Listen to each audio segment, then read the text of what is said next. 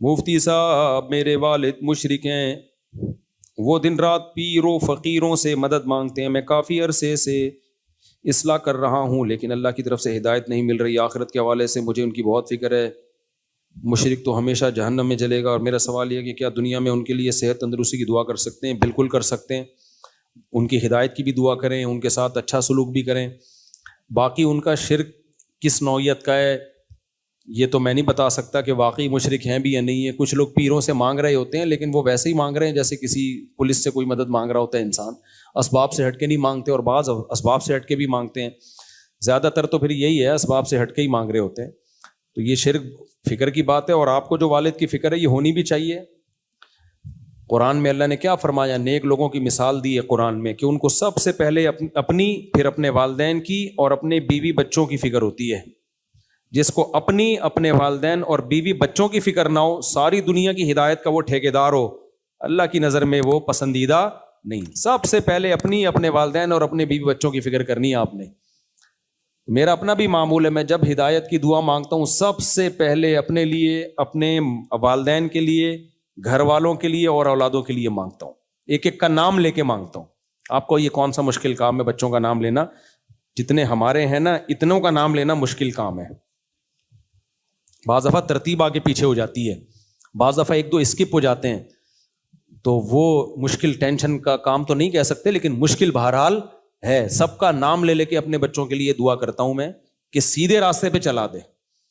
اور مجھے نہیں یاد پڑتا کہ میں نے زندگی میں اللہ سے کبھی اپنے بچوں کے لیے دولت مانگی ہو، مجھے نہیں یاد پڑتا۔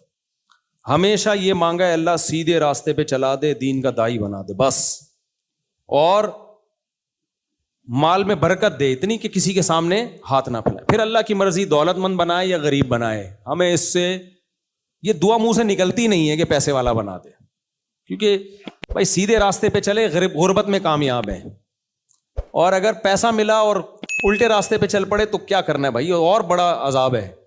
تو کامیابی اس میں ہے، اچھا غربت میں اگر دین مل گیا نا تو اس غربت میں بھی خوش رہیں گے، اور اگر دولت میں دین نہ ملا تو مقصد تو خوشی ہے نا، تو خوشی کے لیے ضروری ہے دین ملے، دولت ملے نہ ملے یہ کبھی نہیں میں نے دعا مانگی، بس یہ کہ رزق حلال کشادہ ہو، کسی کے سامنے ہاتھ نہ پھیلائیں، استغنا کے ساتھ زندگی گزاریں۔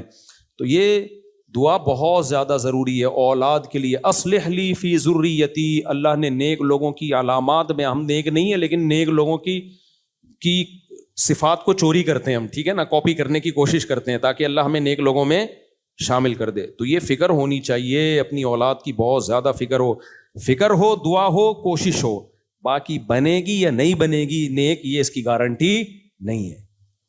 تو ماں باپ کی بھی بہت فکر جیسے آپ کو ہے، اچھی بات ہے، لیکن اتنی فکر نہ لیں کہ دماغ ڈپریشن میں جانا شروع ہو جائے، بلکہ اللہ کی تقدیر پہ راضی رہیں۔ ہمارے نبی صلی اللہ علیہ وسلم سے زیادہ کس کو فکر ہوگی؟ اپنے چچا ابو طالب کی۔ حضرت ابراہیم سے زیادہ کس کو فکر ہوگی؟ اپنے والد آزر کی، لیکن ان کو ایمان کی توفیق نہیں ملی، بس صبر کیا۔ انک لا تہدی من احببت ولکن اللہ یہدی من یشاء۔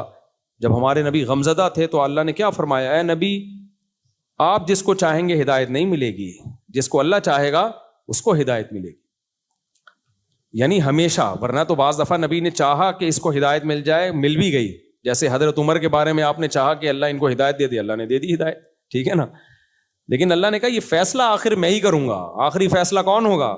کس کا ہوگا؟ میرا ہوگا۔ تو اس لیے ماں باپ کے لیے دعا مانگیں، فکر کریں، لیکن اس فکر میں بھی اعتدال سے تجاوز نہ کریں، ڈپریشن میں نہ جائیں۔ اس سے نقصان یہ ہوتا ہے جب انسان کسی چیز کی زیادہ ٹینشن لیتا ہے تو پھر صحت بھی خراب ہوتی ہے، اور جو کام کر سکتا ہے اس میں بھی ناکارہ ہو جاتا ہے وہ۔ اس لیے ایک حد تک سوچیں، اس سے آگے مت جائیں، ٹھیک ہے۔ مفتی صاحب آج اتنے ان کو کسی طرح سے تبلیغ میں وقت لگوا دو، ابا کو، تبلیغ والوں کو بولو ان میں پیسے دے رہا ہوں، ابا کو جا کے دے دو یہ ہدیے کے طور پہ، اور کھینچو ان کو کسی طرح۔